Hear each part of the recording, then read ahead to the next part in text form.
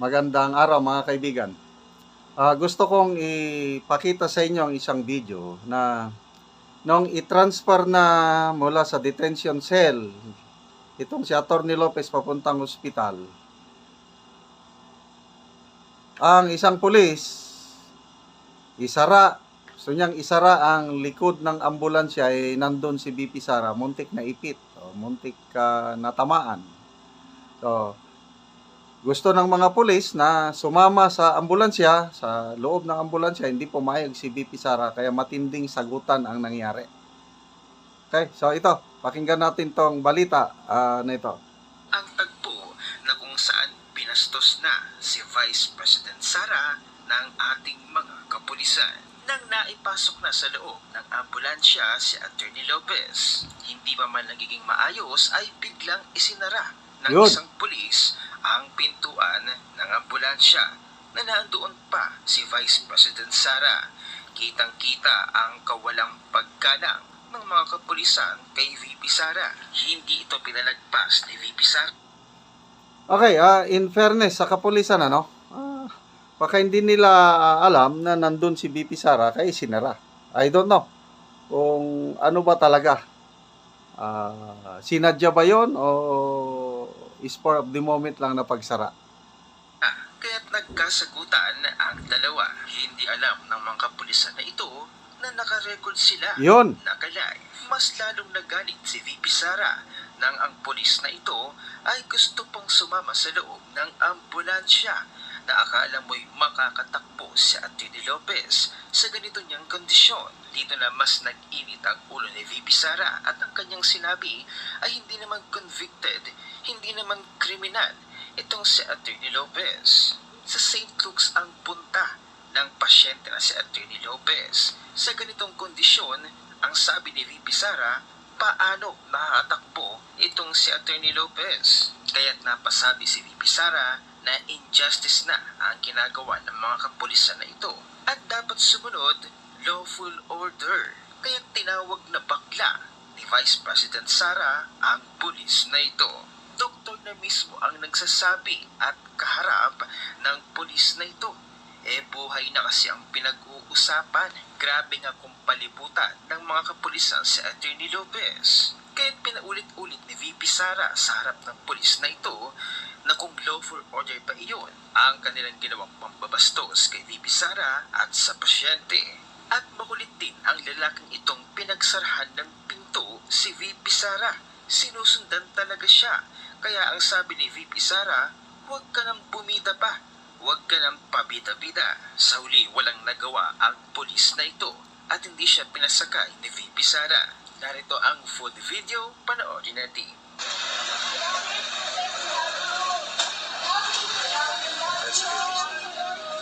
Laban lang Atty. Lopez.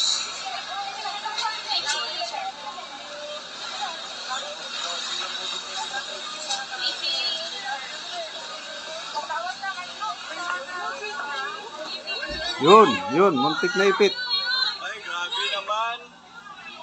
Recorded yan sa camera ng mga viewers. Di ba naayos yung tao? Kino-close na ninyo? Grabe. Naka-live kayo. Yan ang mali ng pulis, naka-live.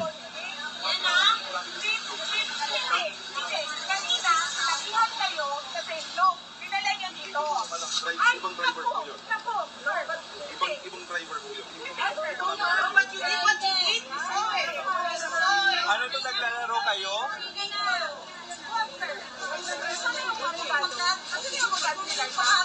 Si attorney.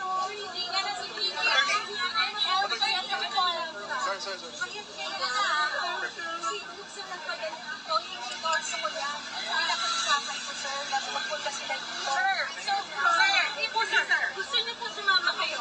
Sumama po kayo.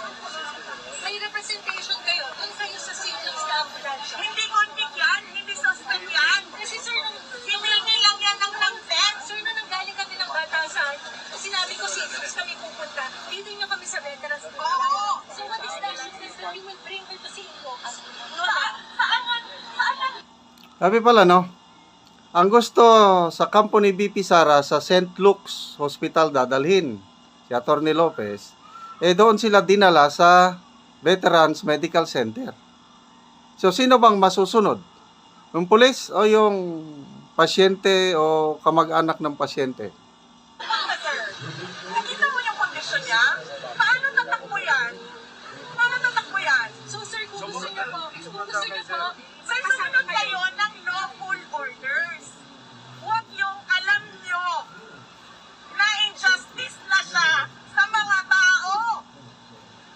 Huwag kayong bakla. hindi, sir. Kung gusto niyo po, Sabi nyo sa mga mga please, ang ginagawa niyo kasi po yun po yung, yes po yun. Trabaho lang kayo sa inyo eh. protect the people. Dahil ang For humanitarian reasons, sir. Alam mo, Order lang yan, trabaho lang yan sa inyo. Sir, hindi ito bargaining. Hindi ito bargaining. Hindi ito bargaining. Ilabas niya yung... Sir, tingnan mo. Kasi dito, doktor na nagsasabi sa'yo, doktor sir. Kasalanan nila. Hindi mo mawakan. Relax lang, attorney.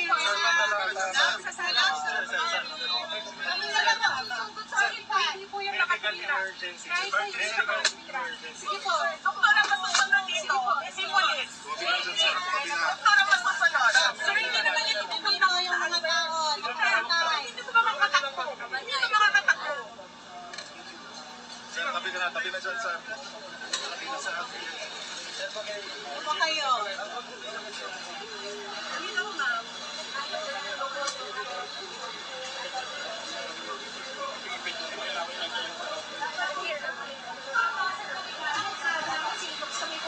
Lawful order. Lawful yan? Hindi. Lawful order. Tama na, sir. Tama na. Huwag ka nang pumila. Sino? Pumila, sir. Pabida. Huwag ka sasakayin yan, ha? Okay, pero wala, laban ito, walang wato ha. Sino ba nakakita?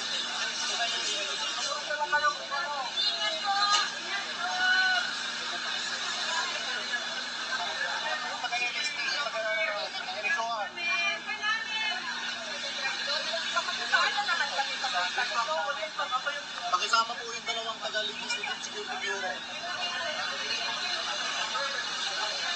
Sa LSP, yung sa HOA. Sumunod kayo. Sumunod kayo sa same group kung yung kahit ang sinabi ng nanay ng pasyente. They need to be less complicated. Yung pasyente, yung nanay, ang mag-decide kung paano ang anak niya. Okay? Okay, sumunod ka.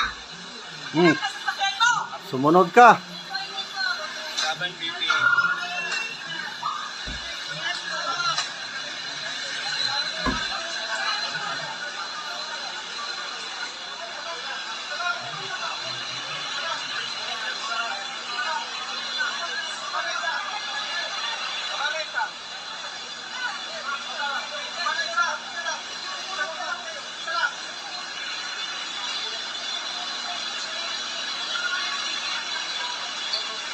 Paano makakalabas ito kung pinablock ninyo? They block the road, guys. Para hindi makalabas si na BP. Hala ko. Blinak ang road. Tila sagad na sa kahayupan ang Marcos administration na ito na pati ang mga kapulisan ay na-impluensya na nila ng kanilang pag-uugali. Kitang-kita nyo sa video kung papaano bastusin ang pangalawang pinakamataas na opisyal ng Pilipinas. Ganoon pa ang lawful order na kanilang sinasabi? Grabe na talaga ang Marcos administration na ito. Hindi na makatao, hindi na makatarungan. Ano ang inyong opinion? Huwag nang kalimutang i-share ang video na ito, mag-iwan ng comment at like. So, mabuti na lang at may mga netizens, so vloggers kaya na record sa cellphone nila yung mga pangyayari. Kaya ito, nakikita natin. Anyway, binastos nga ba ng mga kapulisan si VP Sara? Kayo na po ang humusga. I-comment nyo lang sa comment section dito.